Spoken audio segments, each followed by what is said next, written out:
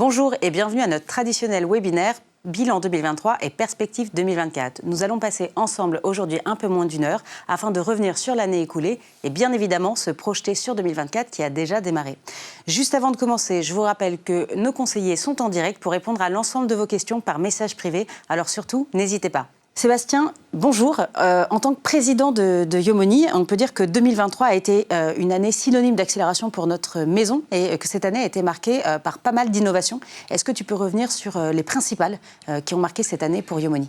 Tu as raison, Charlotte. On a beaucoup accéléré en 2023. On a fait 36% de croissance. Donc, c'est dire qu'on a tenu un rythme qui reste très élevé dans un contexte de marché qu'on a connu compliqué, avec une année 2022 pas évidente, et qui nous a imposé, vraiment, on l'a fait tout au long de l'année, d'être au plus proche de nos clients, au contact. Et là, je tiens à remercier tous les conseillers qui ont vraiment fait un travail exceptionnel, qui se sont mis à la disposition des clients pour expliciter, pour faire la pédagogie, pour comprendre aussi les doutes et les questionnements que les uns et les autres pouvaient avoir, parce que ça fait partie des années qui sont fondamentales si on veut s'inscrire dans la durée et si on veut inscrire son épargne dans la durée, ce qui est le fondamental de Yomoni. Donc ça a été vraiment une année très forte d'accompagnement des clients.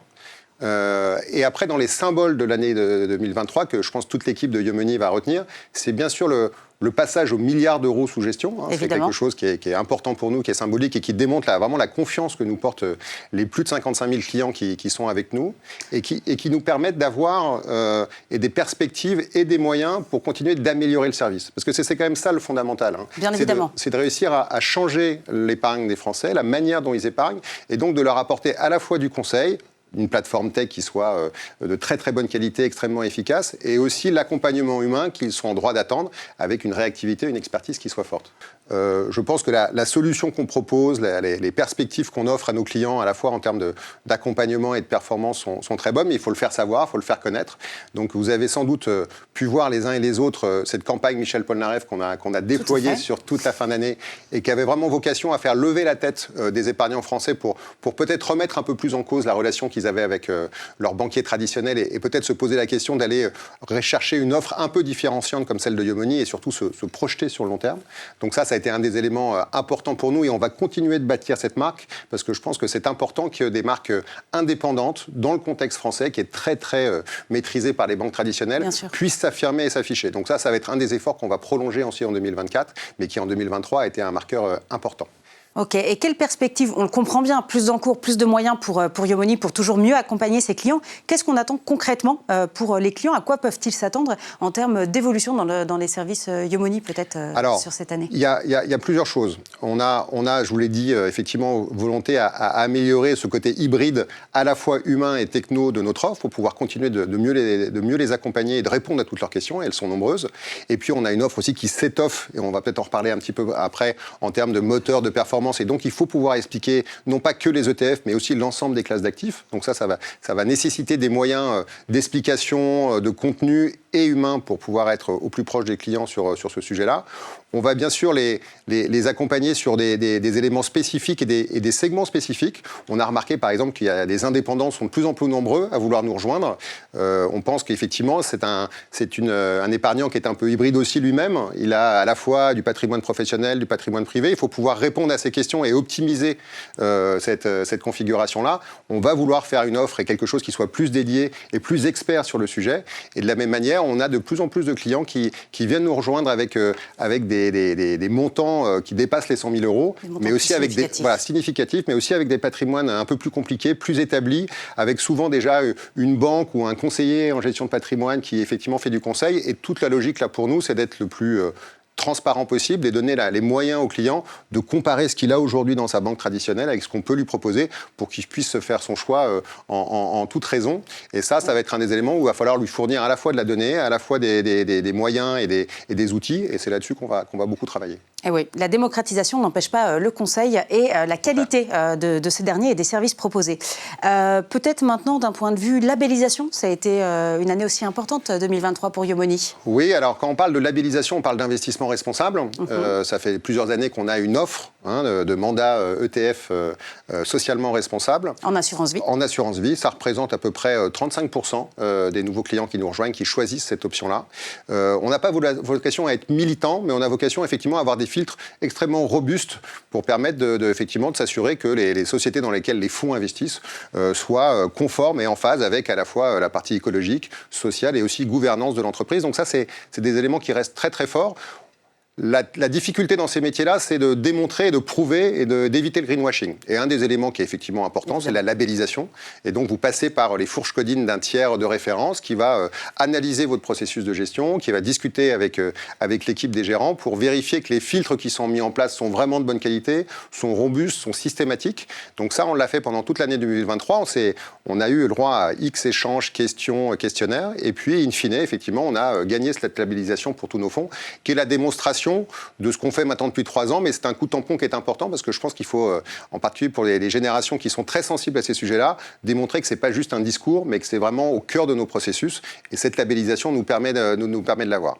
Et puis il y a une deuxième labellisation, mais là qui est plus sur le mode de fonctionnement de la société Yomoni au sens large, qui s'appelle la labellisation B Corp, sur laquelle on travaille depuis 2 ans et qui a vocation à démontrer notre alignement, à éprouver et démontrer notre alignement d'intérêts entre le bien commun, ce que fait Yomoni pour ses clients et puis le bien-être des collaborateurs de Yomoni pour s'assurer que tout ça est bien aligné et qu'on essaie effectivement d'aller dans le bon sens. Et B Corp, effectivement, est la certification de référence. On est peu nombreux à l'avoir en France et on était très contents en octobre d'apprendre qu'on avait été certifié. Et très fiers. Donc en fait, on a une double labellisation sur 2023. La première qui touche nos 2 fonds, Yomoni Monde, Yomoni Allocation, qui sont labellisés depuis l'année dernière ISR, coexistent à côté de l'offre ESG dans les contrats d'assurance vie, et puis la labellisation qui touche indirectement le client, mais qui touche directement les Yomoneurs. D'ailleurs, quand on parle des salariés de Yomoni, on est combien aujourd'hui chez Yomoni ? On est plus de 75 maintenant, et on ne cesse de grandir, avec vraiment un axe qui ne s'est pas démenti pendant toute l'année 2023 et qui va continuer de s'amplifier en 2024, qui est le recrutement de nouveaux conseillers. J'ai déjà dit tout à l'heure, mais le fait d'aller dans une offre hybride et de continuer de rajouter de l'humain, on a compris que c'était important. Je pense qu'on a fait beaucoup d'efforts et on va continuer d'en faire bien sûr sur la plateforme tech. Je pense qu'il y a encore plein de choses à améliorer et vous êtes nombreux régulièrement à nous faire des suggestions et on vous en remercie. Mais je crois que ce qui est important aussi, c'est que vous puissiez avoir très rapidement un expert au téléphone ou en visio ou en chat, enfin le moyen ou en WhatsApp, le moyen qui vous ira le mieux. Et ça, je pense que ça nécessite effectivement des recrutements. On l'a fait beaucoup en 2023 et on va continuer en 2024. Donc 2024 sous le signe de l'accompagnement. Peut-être dernier point en termes d'innovation pour l'année passée, peut-être du côté des produits. Alors oui, côté produit, on a eu un certain nombre. Là aussi, c'est toujours l'échange permanent avec nos clients. On a effectivement cette très forte expertise sur la multigestion indicielle, les mandats ETF.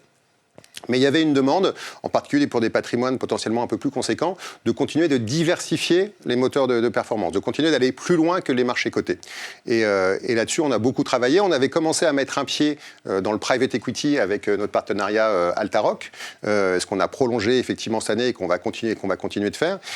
Et puis, le contexte de marché très particulier de l'immobilier nous a fait dire en début 2023 que c'était sans doute le moment, si on trouvait vraiment un partenaire de référence et de confiance, de monter une offre immobilière toujours sur le même ADN que celui de Yomoni, c'est-à-dire des frais les plus bas possibles, sans déroger à la qualité, en allant chercher beaucoup de diversification. Et là, on a réussi à sélectionner, après un appel d'offres qui a été assez long d'ailleurs sur le marché, la société Keys, belle société de gestion immobilière, de référence, qui nous a accompagnés sur le fait de construire une ESC pour nos clients, et ESC qui a démarré en avril, qui fêtera sa première année fin avril 2024, et qui a vocation effectivement à diversifier à côté du private equity et de l'ETF le patrimoine de nos clients. Donc ça, c'était vraiment des éléments de moteur de croissance supplémentaires qui étaient attendus par nos clients et qu'on a mis à disposition. Mais là aussi, je le répète, toujours dans le même état d'esprit, c'est-à-dire les frais les plus serrés, une très forte diversification et beaucoup de transparence sur la manière dont on le fait, ce qu'il y a à l'intérieur, parce que je pense que c'est comme ça qu'on arrivera à bâtir une relation de long terme. Simplicité, efficacité, transparence, toujours les mêmes valeurs. Et puis au-dessus de ça, pour permettre de combiner aussi le tout, et aussi suite à une demande forte de nos clients, un PER assurantiel. Vous savez que dans les années précédentes, on proposait un PER bancaire qu'on propose toujours. Et à côté de ça, maintenant, on a aussi un PER assurantiel qu'on a monté avec Spirica, la filiale du Crédit Agricole, et qui nous permet là d'offrir soit effectivement le mandat ETF, comme vous pouvez le connaître, dans un Puris PER assurantiel, mais aussi un mandat multi-actif, où là, dans un seul mandat, vous allez combiner l'ETF, le private equity et puis l'immobilier. Et ça, c'est vrai que ça donne de la simplification, ça donne de la transparence, ça donne de l'efficacité. Et donc ce produit, on l'a lancé courant octobre. On a un peu plus de 1500 à 2000 clients qui nous ont suivis sur cette offre-là. Donc on est très content du démarrage. Et ça concourt aussi à l'accélération de l'activité d'Iomoni. Le fait de pouvoir proposer des choses larges. Je rappelle quand même qu'on est, je pense, la seule plateforme de gestion d'épargne à proposer à la fois de l'assurantiel, mais aussi du bancaire. Donc de pouvoir proposer du PEA, du compte titre à côté de l'assurance vie et du PER assurantiel. Et c'est important quand on parle de diversification. On parle de diversification des assets, des maisons, des classes d'actifs, mais la diversification des teneurs de compte est aussi importante. Et chez Iomoni, vous pouvez investir soit sur la partie bancaire, soit sur la partie assurantielle. Et ça aussi, c'est une stratégie essentielle d'investissement de votre patrimoine. Et c'est important parce qu'on est toujours, on le rappelle, on est dans de la gestion pilotée, de l'accompagnement, du conseil. Et si on veut donner le conseil le plus personnalisé possible, il faut qu'on ait les meilleurs outils et les outils les plus larges à nos dispositions. Je crois que là, on a fait la démonstration qu'on était capable d'avoir vraiment une offre très très large sur le sujet. Large, diversifié et toujours dans ces termes de transparence, d'efficacité et de simplicité. Merci Sébastien, ça fait beaucoup de chantiers effectivement pour cette année et puis bravo pour cette année 2023. Vous l'aurez compris, où le client reste au cœur de la stratégie de Iomoni. Pour savoir comment ces produits ont évolué sur les marchés financiers en 2023 et comment en fait ils vont s'insérer dans le contexte macroéconomique de 2024, nous allons recevoir Henri Chabadel, directeur des investissements France, Belgique, Luxembourg de chez BlackRock et Olivier Maltès, notre directeur des investissements.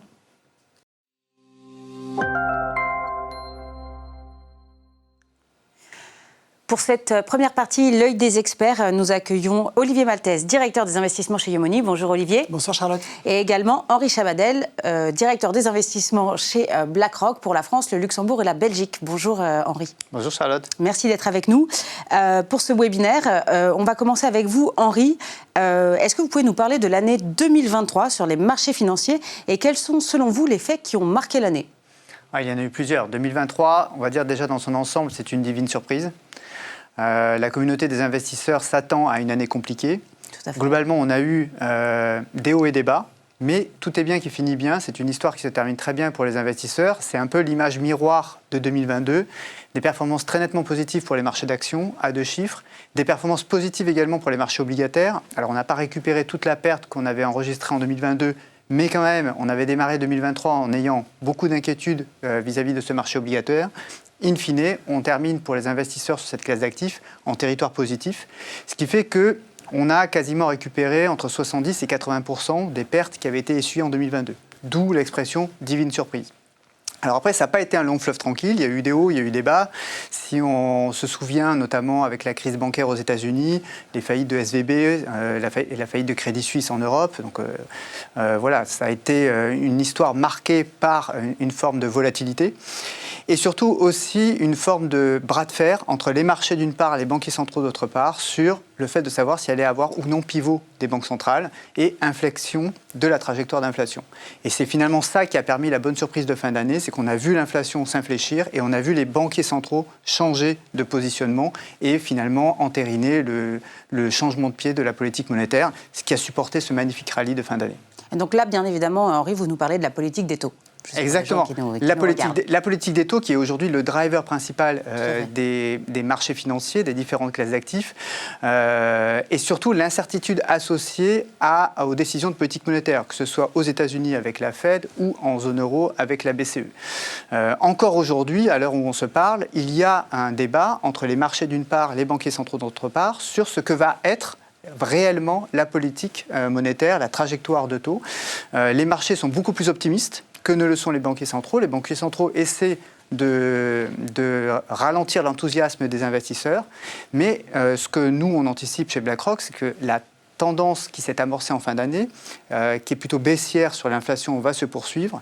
Et ce faisant, les banquiers centraux vont être conduits par la force des choses, à baisser les taux tout au long de l'année 2023. Et donc, évidemment, cela viendra en support des différentes classes d'actifs. Vous revenez sur un point important. Vous dites, baisse de l'inflation, remontée des marchés. C'est une question que je vous pose. Est-ce que c'est une corrélation automatique ou pas? Alors, on ne peut pas avoir tous les ans une divine surprise. D'accord. C'est-à-dire que 2023, on est rentré dans cette année avec des anticipations qui étaient quand même assez prudentes. Donc finalement, comme le scénario s'est mieux déroulé qu'attendu, il y a eu ce qu'on appelle un phénomène de décompression des primes de risque. Donc la prime de risque s'est réduite, et ça, c'est le mouvement qui a aussi contribué à porter à la hausse les classes d'actifs risqués, notamment les marchés d'actions. En plus de ce qui s'est passé sur le marché des taux, il faut quand même se souvenir que les taux ont monté, au moins sur la partie courte, tout au long de l'année 2023, et ont été plutôt stables sur la partie longue. En 2024, ce qu'on anticipe, c'est qu'effectivement, la partie courte commence à se détendre. Il y a un débat pour savoir ce qui va se passer sur la partie longue, et on risque de ne pas avoir le même phénomène de décompression des primes de risque, dans la mesure où celles-ci se sont déjà fortement décomprimées. Notre anticipation, c'est que 2024 sera quand même moins porteuse sur les actifs risqués, devrait rester positive, mais on va dire quand même pas, on ne doit pas s'attendre à des performances à 2 chiffres. D'accord. On va revenir sur 2024 juste après. Je reviens sur 2023. On pourrait presque dire il fallait y croire pour le voir. Olivier, quel constat vous avez fait du côté Yomoni? Qu'est-ce qui a pu impacter les marchés financiers, peut-être en complément de ce que nous a dit Henri? Henri, je suis tout à fait d'accord avec Henri. Moi, je qualifie l'année 2023 de l'année de relaxation. Alors, non pas que ça a été particulièrement calme, parce qu'il y a eu des épisodes de stress et des moments où on a douté, on a eu peur. Mais c'est vraiment le terme de relaxation comme en sciences physiques, c'est-à-dire le passage d'un état et d'un système qui a été perturbé, stressé. Donc vraiment l'année 2022 avec cette forte tension sur l'inflation et les réactions très, très importantes, très vigoureuses et très rapides des banques centrales, à un retour à un état un peu plus normal. Donc on n'a pas refait tout le chemin, mais une inflation qui commence à baisser et des scénarios, des anticipations de taux qui vont plutôt vers une baisse. Donc c'est vraiment pour moi ce qui schématise le mieux cette année 2023, c'est on revient sur un mode un peu plus normal et on revient sur des scénarios un peu plus normaux en termes d'inflation, en termes de politique de banque centrale, avec un petit peu plus de visibilité. Donc c'est vraiment ce que je garde en mémoire moi de cette année 2023. Ok, donc une année sous le signe de la relaxation, du signe divin. Olivier, comment est-ce que cela s'est traduit sur les portefeuilles Yomoni? Est-ce qu'en termes de performance, on peut revenir rapidement sur l'enveloppe de l'assurance vie? Oui, bien sûr. Alors, on va revenir essentiellement sur 2 profils, qui sont le profil P6, qui est investi en moyenne à 50% en actions, à 50% en obligations, qui est donc notre profil diversifié par excellence, et sur le profil P10, qui lui est investi uniquement en actions.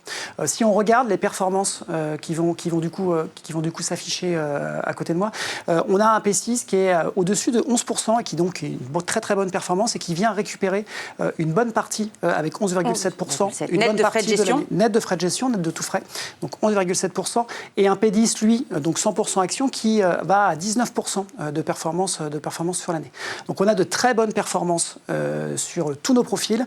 On retrouve des performances qui sont vraiment alignées par rapport au profil de risque, avec le profil le moins risqué qui a moins de performance, et des choses qui avaient été surprenantes sur l'année 2022 qui ont complètement été effacées. Notamment sur le P6. Exactement. On parlait du marché obligataire qui a été une année très difficile, oui, et on voit que le P6 a retrouvé de sa couleur. Exactement, et l'année dernière, l'année 2022, entre P6 et P10, on avait environ la même performance, puisque ce qui avait été étonnant, c'était la baisse très violente et très volatile des marchés obligataires sur l'année 2022.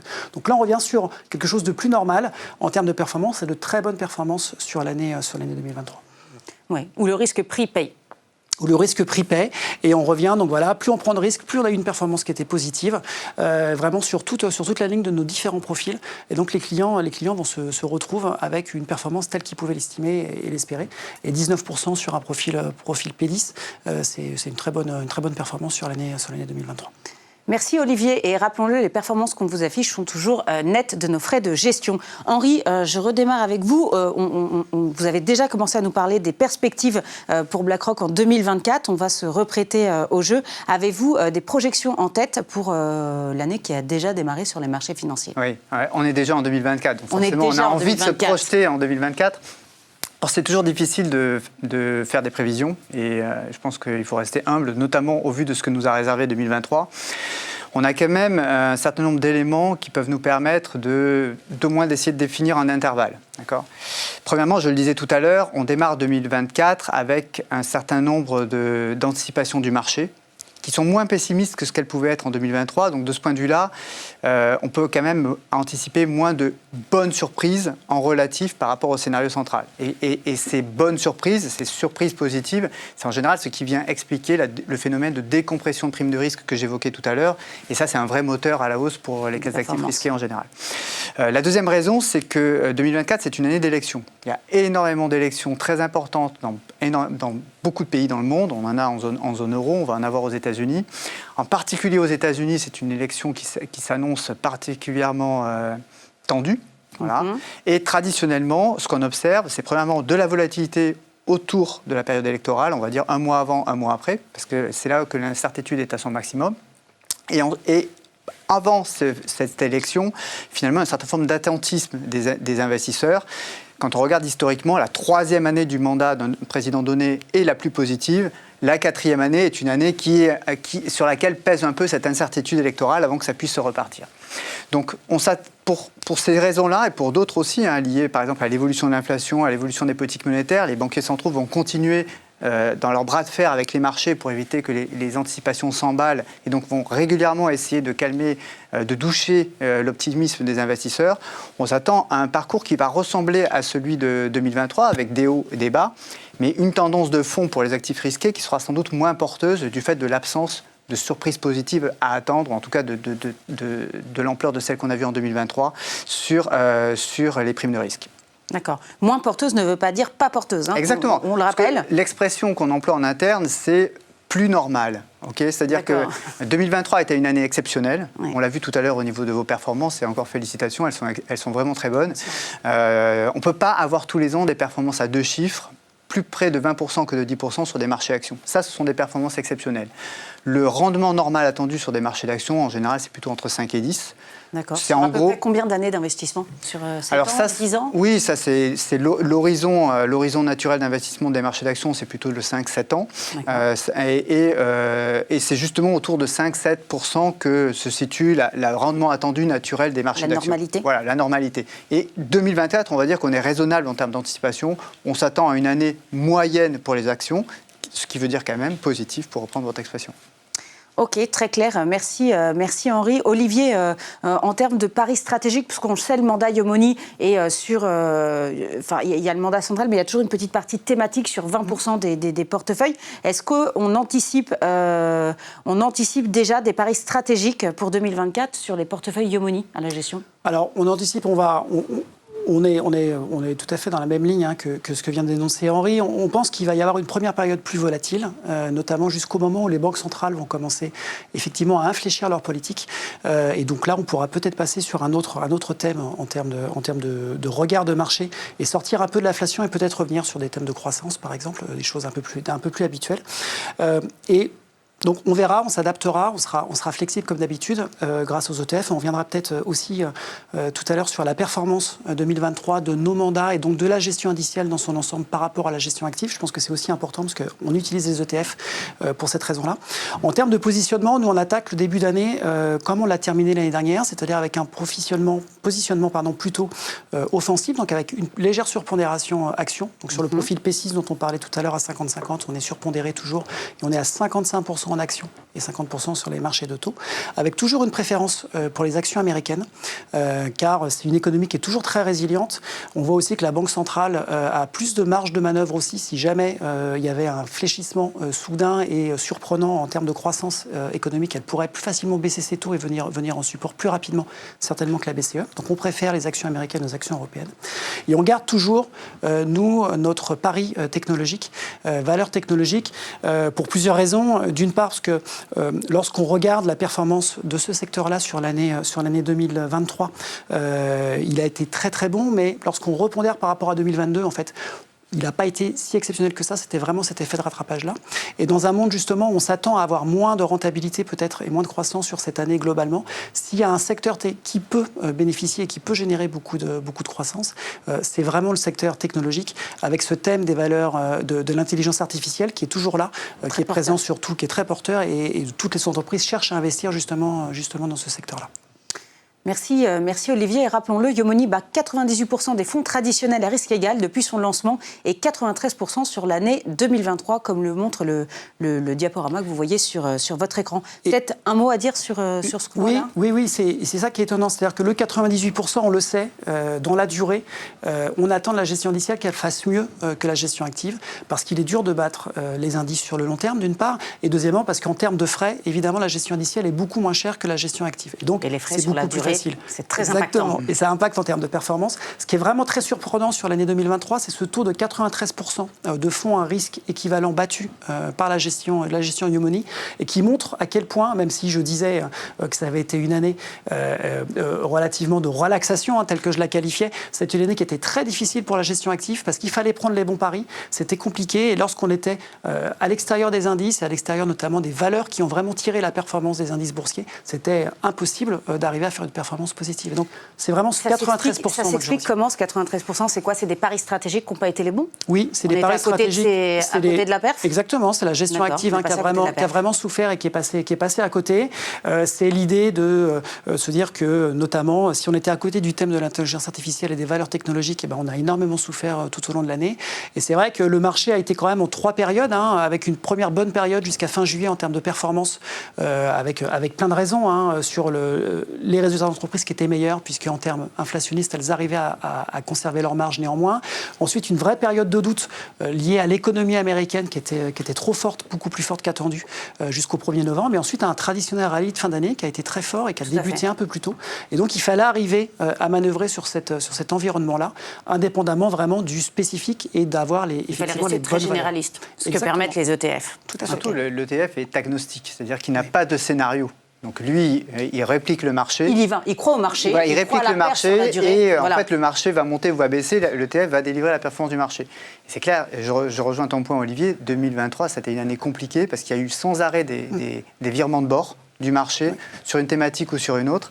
Et pour les gérants d'actifs, c'était un vrai piège. Et on l'a senti auprès des clients aussi. C'est-à-dire que c'était pas si facile après coup, on voit la performance. Avec un rétroviseur, on pourrait refaire le monde. C'était magnifique. C'était magnifique, c'était facile, mais au niveau des clients, on sortait d'une année 2022 compliquée, avec un crack obligataire qui ne s'était pas vu depuis combien de temps? 50 dernières années quasiment. Ouais.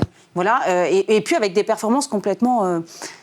incompréhensible pour les clients qui étaient investis, notamment sur toute la partie dite équilibrée. Mais au final, se projeter et y croire, c'était pas si simple que ça d'être sur les marchés. Merci Henri, merci Olivier pour vos points de vue.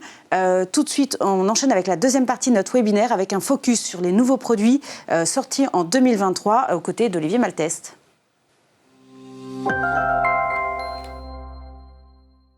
Pour cette seconde partie et pour parler des évolutions en 2023, on retrouve Sébastien Dornano et Olivier Malteste. Sébastien, on en parlait en ce début de webinaire, 2023 a été une année synonyme d'innovation et d'élargissement en gamme, puisqu'on a sorti Yomoni Immobilier, mais également Yomoni Retraite, plus notre PER assurantiel avec Spirica. Est-ce qu'on peut revenir, est-ce que tu peux nous dresser peut-être un premier bilan de ce nouveau PER? On reviendra sur l'immobilier juste après avec notre partenaire. Alors, ce PER Retraite Plus, effectivement, qu'on a co-construit avec Spirica, il a vocation à garder l'ADN de Yomoni. Donc, c'est-à-dire beaucoup de simplicité, des frais, effectivement, les plus bas du marché, et une offre qui permette d'aller diversifier son patrimoine de manière extrêmement fluide et transparente. Une fois qu'on a dit ça, on a le cœur du métier de Yomoni, cette multigestion indicielle dont Olivier est l'éminent spécialiste et qui nous permet d'avoir des mandats ETF au sein de ce PER assurantiel. Et vous le savez, dans un PER, vous avez 3 niveaux de risque dans les mandats, le prudent, l'équilibré et le dynamique. Et donc on propose ça dans un package 100% ETF.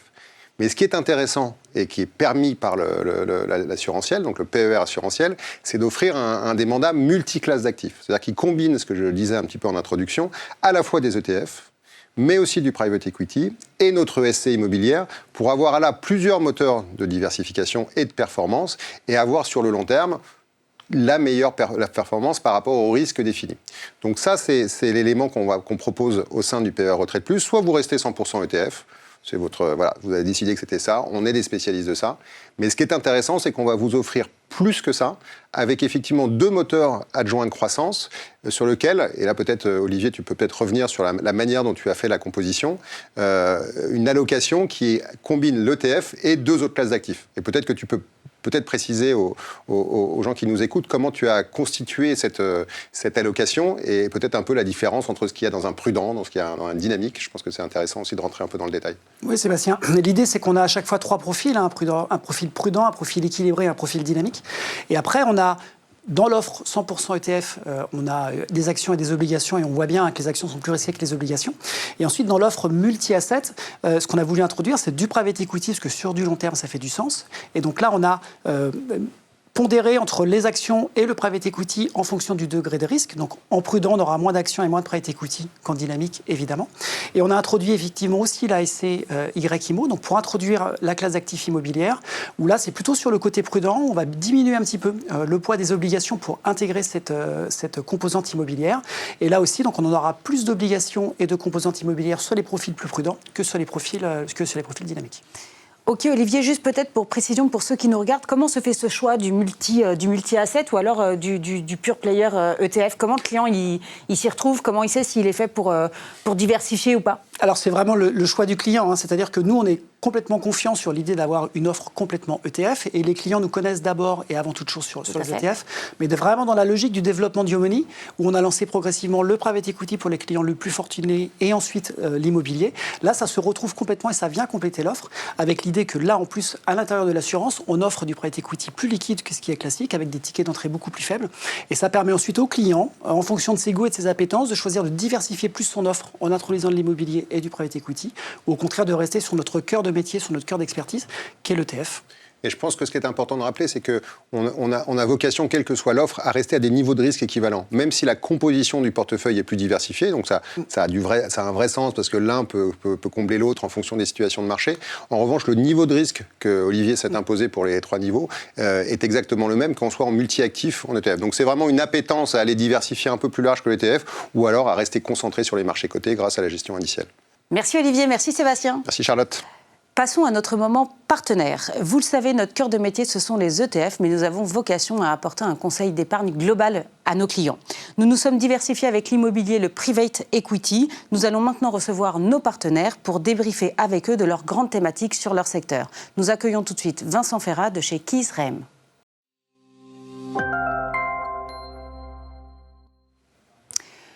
Nous allons commencer avec Iomoni Immobilier et notre partenariat avec Keys Rem. Je suis ravie d'accueillir sur le plateau tout d'abord Vincent Ferrat. Bonjour Vincent, vous êtes président de Keys Rem. Bonjour Charlotte. Bonjour, merci d'être avec nous. Vincent, tout d'abord, quels éléments peut-on retenir de l'évolution du marché immobilier professionnel en 2023 ? Alors, l'année 2023 sera historique à plusieurs égards. D'abord sur le marché des taux. Le marché des taux a vu une augmentation qui, depuis 40 ans, était la plus rapide et la plus importante. De son point de base, 2% d'augmentation en moins de 15 mois. Ça a un impact immédiat sur l'immobilier. Ça s'est vu pour l'ensemble des investisseurs particuliers qui ont souhaité investir et se positionner. Mais dans l'immobilier professionnel, c'est exactement la même chose. C'est-à-dire qu'il y a eu besoin pour l'ensemble des acteurs de se poser. Et ça a été le cas sur l'année 2023. Pour prendre le recul nécessaire et savoir à quel prix, sur quelle classe d'actifs investir et sur quel mode de financement et avec quel financement, bien évidemment. Effectivement. Donc une année de ralentissement. Une année de ralentissement, une année, on le verra également, d'opportunité pour certains. Une année de ralentissement, c'est quelques moins 60% de transactions en immobilier tertiaire. Donc tertiaire, c'est tout ce qui va être bureau, commerce, hôtellerie. Donc l'immobilier professionnel. Hein. L'immobilier professionnel a vu une chute des investissements.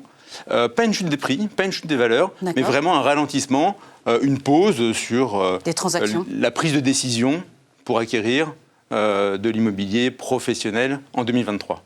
Alors, ce momentum historique depuis près d'une trentaine d'années offre également un vrai momentum d'opportunité. Comme à chaque moment de crise. Voilà, et donc 2023, c'est une année en immobilier où il fallait être positionné pour lancer un nouveau produit. Donc aujourd'hui, on parle de Yomoni Immobilier. Coïncidence ou pas, Yomoni était là. Et il s'avère qu'être capable de se positionner en 2023 sur un nouveau produit pour avoir l'opportunité d'investir dès 2023 et continuer en 2024, je dirais, est un vrai momentum en matière d'immobilier professionnel. Alors comment est-ce qu'on pourrait, on parle d'un momentum, on comprend bien, mais qu'est-ce qui fait que c'est un momentum? C'est-à-dire que dans le portefeuille, dans la création de YIMO, Yomoni Immo, en fait, on ne porte pas le poids du passé, c'est ça? Enfin, comment est-ce que vous pourriez l'expliquer peut-être un petit peu plus en détail aux gens, aux clients qui nous regardent actuellement? Vous connaissez parfaitement le portefeuille d'YIMO. Effectivement, c'est un portefeuille nouveau, donc qui s'est positionné sur des vraies opportunités à valeur de marché, sur un marché néanmoins baissier pour les quelques transactions qui ont eu lieu, précédentes, très à l'arrêt, et donc avec des bons prix d'achat, de bons points d'entrée.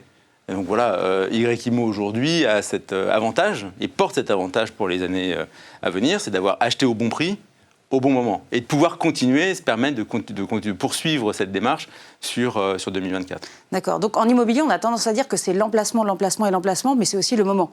C'est le timing. Il y a aussi le timing. On en parle beaucoup pour les marchés boursiers, même si nous, on pense que c'est le timing market qui compte plus que le moment d'entrée. Plus vous passerez de temps sur les marchés, plus ce sera profitable. Mais la question du momentum en immobilier est tout aussi importante, même si les opportunités se font plus rares. Parce que la dernière crise immobilière sur l'immobilier professionnel date de quand ? Au début des années 90, une crise de cette ampleur où il y a eu un tel arrêt de l'investissement. C'est le timing, mais il faut aussi garder en tête que c'est la capacité de se positionner dans des cycles et peut-être de travailler à l'investissement de manière contracyclique. On a quand même tous l'habitude d'investir quand ça monte et de paniquer et de vendre quand ça baisse. C'est pas trop ce qu'il faut faire, mais c'est ce qu'on a envie de faire en tant qu'être humain. Voilà. Par respect de contradiction avec la théorie. Naturellement, ça va être l'élan d'un certain nombre d'épargnants ou d'investisseurs. C'est tout l'inverse. En immobilier, encore plus. C'est-à-dire qu'avec un marché baissier, et on voit que la fin d'année est plutôt baissière, c'est le moment d'investir. Investir quand ça baisse et revendre quand ça monte. Et du coup, on investit toujours par crédit en immobilier professionnel ou on y va plus en cash? Enfin, vous parliez des conditions pour rentrer sur ce marché plein d'opportunités, en tout cas. Pour être opportuniste actuellement sur le marché de l'immobilier professionnel, au-delà de rentrer sur YIMO, pour une société comme vous, comment vous vous positionnez pour saisir ces opportunités? Alors, là où il y avait un effet de levier très important et donc une exposition au crédit importante jusqu'à mi-2023, le taux de crédit, le taux de financement a diminué. On est passé de 60% à 40% sur un investissement. D'accord. Le reste restant en fonds propres et en liquidité. D'accord. Donc voilà, il y a toujours la possibilité de se financer, des conditions un peu moins meilleures parce que les taux ont augmenté. Ouais, comme pour les particuliers au final. Exactement. D'accord. Donc les produits Keys, vous nous avez un peu dit que le marché ralentit, etc. Mais vous, plus particulièrement, et sur l'ensemble de la gamme de vos produits, comment vous avez réagi à ce contexte un peu compliqué? Alors, Keys a cette particularité depuis sa création de s'être positionné assez tôt sur de l'immobilier de transformation. On se positionne sur des immeubles qui sont délaissés, moins attractifs. On les travaille et on les rend vivants et on en crée de vraies destinations. Vous les restructurez. Donc on crée de la valeur parce qu'on les restructure. Et au-delà uniquement de les rénover, on crée également de la vie, de la restauration, de l'hôtellerie. Une nouvelle activité, voilà. Une nouvelle attractivité aussi de l'immeuble. On parle d'usage, mais on parle aussi d'affect. L'estime, le plaisir que l'on peut avoir d'aller dans un immeuble de bureau va être différent suivant que c'est un immeuble traditionnel ou c'est un immeuble sur lequel on va recréer de la vie avec du dedans, du dehors, des verrières, de la lumière, un rooftop. Voilà. Donc nous, on retravaille ces classes d'actifs immobiliers délaissés et puis on crée de la valeur parce qu'on va les repositionner. D'accord, d'une redonner une histoire de manière générale. Et une deuxième spécificité, une marque de fabrique de Keys, c'est qu'aujourd'hui nous sommes les leaders en hôtellerie lifestyle. L'hôtellerie lifestyle, ce sont les quelques hôtels, Mama Shelter ou autres que l'on peut connaître dans notre portefeuille et pas que, et qui offrent à la fois des nuitées et à la fois un lieu de vie à nouveau, avec de la restauration, des bars, des karaokés et des espaces animés. Eh bien, quand on a ces deux classes d'actifs comme spécialité, je dirais, dans notre métier, on a l'opportunité d'aller saisir des opportunités d'investissement. Justement, on a la chance d'aller saisir des opportunités d'investissement sur le marché. Donc on s'est positionné très tôt, dès le début de l'année 2023, sur un renforcement de l'immobilier opéré. C'est quoi l'immobilier opéré, juste pour les personnes qui nous regardent? Alors, c'est l'immobilier qui n'est pas uniquement, pour lequel on ne détient pas uniquement les murs et qu'on met en location, mais qu'on va animer, qu'on va faire vivre. Ça va être un hôtel, ça va être du coworking, donc en fait, on a une double destination de ce que vous restructurez. C'est-à-dire qu'on en fait un usage d'habitation, qu'il soit hôtelier, temporaire ou dans la durée, que ce soit des bureaux ou par exemple de l'hôtellerie, mais en plus, on lui donne une dimension, une destination un peu sociale. Ça vous permet quoi d'avoir un rendement locatif assuré? C'est une diversification, en fait, Eh bien, ça vient combiner à la fois les murs, le loyer Bien et sûr. l'exploitation. Donc, il y a un vrai alignement d'intérêts entre l'utilisateur et le propriétaire. Tout à fait. Et c'est valable d'autant plus sur le volet ESG, tout ce qui est développement durable, parce qu'on a quand même un certain nombre d'immeubles sur lesquels il faut investir. Bien sûr, et l'immobilier n'est pas aujourd'hui, il y a beaucoup de exonéré travail de réalisation. en termes de rénovation énergétique. L'avantage de l'immobilier opéré, c'est que vous avez l'utilisateur et le bailleur, qui est la même personne, le même investisseur. D'accord. Et donc, il y a un alignement d'intérêts pour savoir qui va payer, qui va bénéficier également des retombées positives de la rénovation énergétique du bâtiment. Et D'accord. c'est la même chose sur les retombées positives de l'animation de l'espace, quand on parle d'un restaurant, d'une halle marchande ou de commerce. Bien sûr, d'accord, très clair.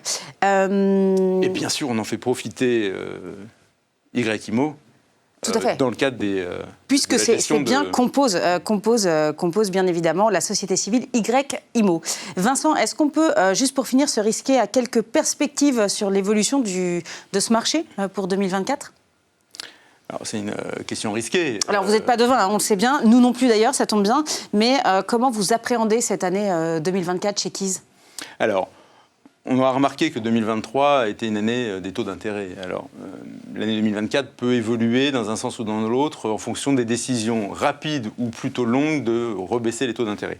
Mais si on fait abstraction du phénomène purement taux d'intérêt et phénomène inflation, je dirais qu'aujourd'hui, 2024, on se rend compte que c'est une vraie année de redémarrage, de rebond et de relance pour l'investissement, dès lors qu'on a l'opportunité, la capacité les moyens d'investir. Les moyens d'investir, donc, et de se positionner et d'aller saisir les offres qui se présentent. Parce qu'aujourd'hui, 2024, et le début de l'année, le premier semestre surtout, va offrir un certain nombre d'actifs, je dirais, à des prix attractifs.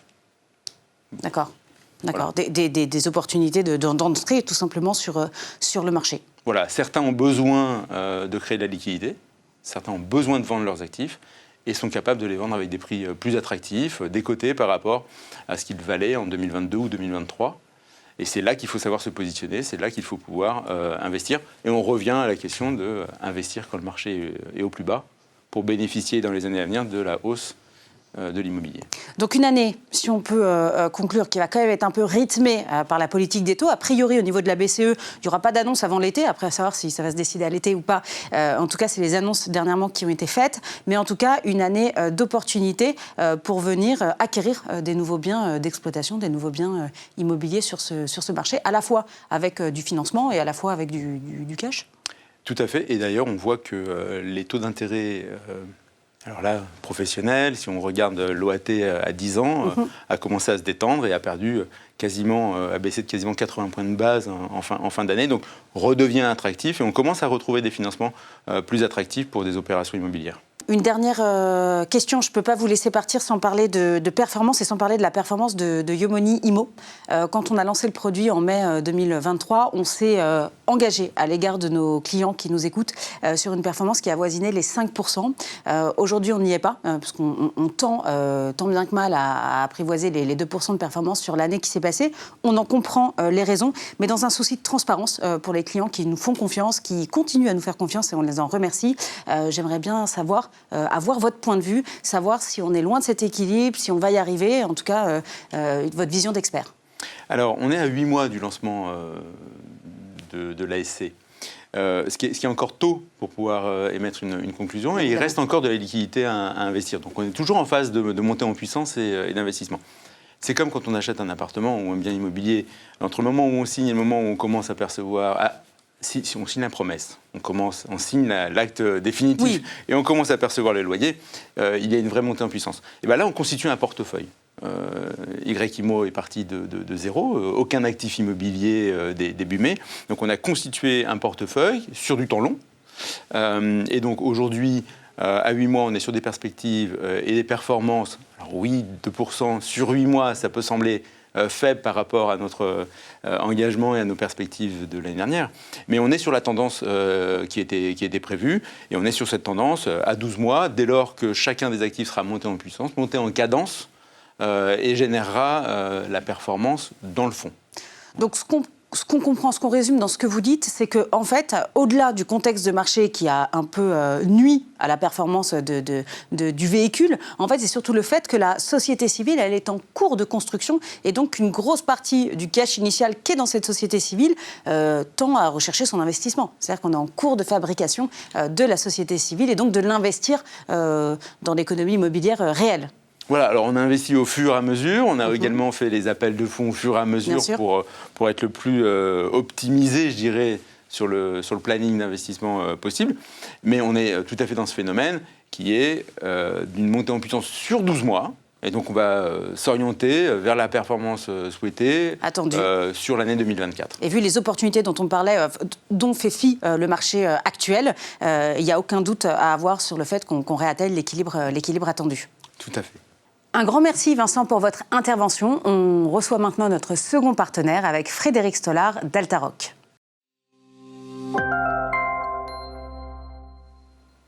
Vous le savez, en 2022, nous lancions en offre en private equity en partenariat avec Altaroc. Aujourd'hui, nous avons le plaisir de recevoir Frédéric Stollard, fondateur de Altaroc. Bonsoir Frédéric et merci d'être avec nous.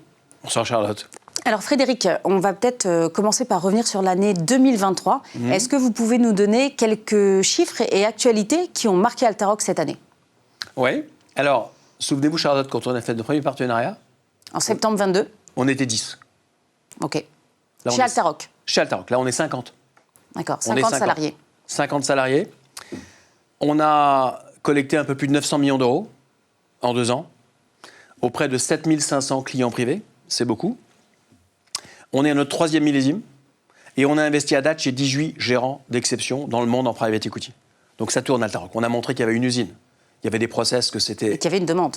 Une demande très importante des clients privés. Aujourd'hui, on a ouvert 3 nouveaux pays. Donc on se développe avec une seule ambition en tête, apporter le meilleur du private equity institutionnel à des clients privés. Donc la machine continue à innover, à souscrire et à réserver des places dans des fonds d'exception mondiaux pour nos clients privés. Ok, bravo pour ces résultats. Est-ce que peut-être a priori le millésime, enfin c'est pas a priori, c'est même sûr, le millésime 2023 est toujours ouvert à la souscription jusqu'au 29 mars pour être plus précise. Est-ce que peut-être vous pouvez revenir sur ce millésime et peut-être nous décrire les principales caractéristiques qui ont fait son succès? Alors le millésime aujourd'hui, c'est 5 gérants d'exception, donc 5 gérants, des gérants américains, des gérants européens de private equity, et un co-investissement qu'on vient de faire. Ce que je peux peut-être dire, Charlotte, c'est qu'il y a des points communs chez tous ces gérants de private equity. Le premier, c'est qu'on est chez des gérants de la Ligue 1 mondiale du private equity, ce qu'on appelle le premier quartile. Tous ces gérants sont depuis 20 ans dans le premier quartile mondial. La performance historique de ces gérants, elle est comprise entre 21% de rendement net moyen par an depuis 20 ans et 28%. Et le multiple de mise généré par ces fonds, sur chaque millésime, est compris entre 2,3 fois et 2,8 fois. Et très intéressant sur ce millésime 23, on a ce qu'on appelle un retour asymétrique dans le portefeuille. C'est-à-dire qu'on a très peu de pertes chez les gérants historiques et des retours magnifiques. Donc on a des taux de perte historiques de quelques pourcents. Ils perdent de l'argent dans quelques pourcents des deals uniquement. Donc on a une volatilité qui est très faible dans ce portefeuille. Et enfin, on a des gérants extrêmement verticaux, très spécialisés.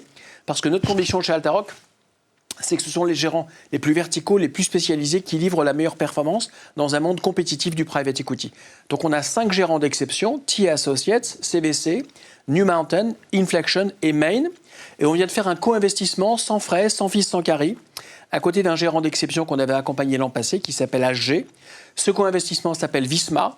C'est le plus gros éditeur de logiciels en Europe du Nord. La société fait 2 milliards de chiffre d'affaires.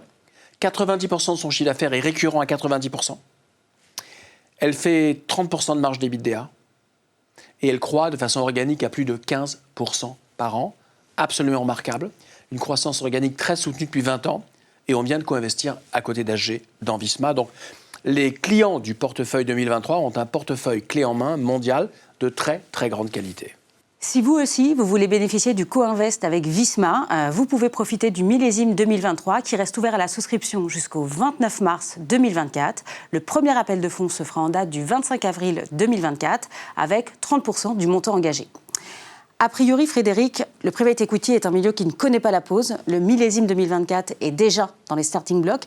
Est-ce que vous pouvez peut-être nous teaser un peu le produit pour donner envie aux gens qui nous regardent ? Alors, le millésime 2024, on aura des fonds de qualité équivalentes à ceux du 23.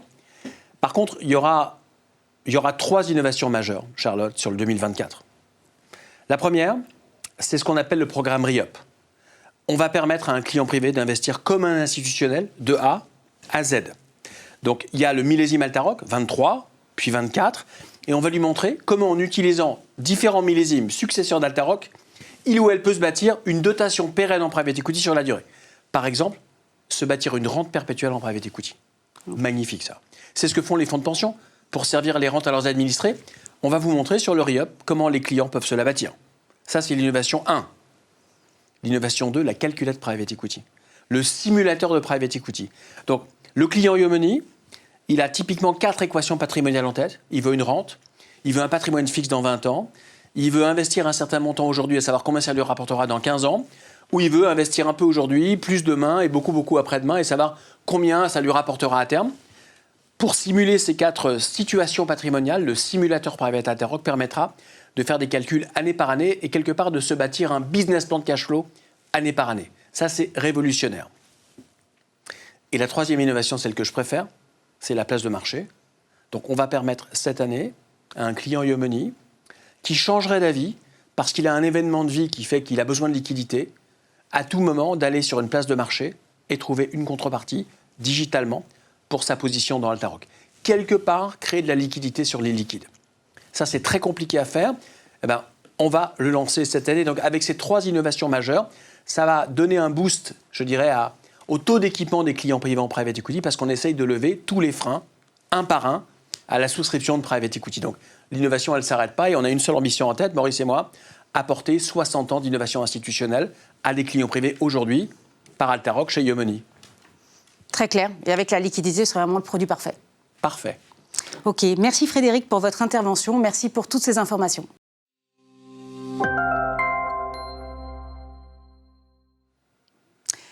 Sébastien, pour conclure pour cette dernière partie de ce webinaire, est-ce que tu peux donner un peu de vision aux clients qui nous regardent ?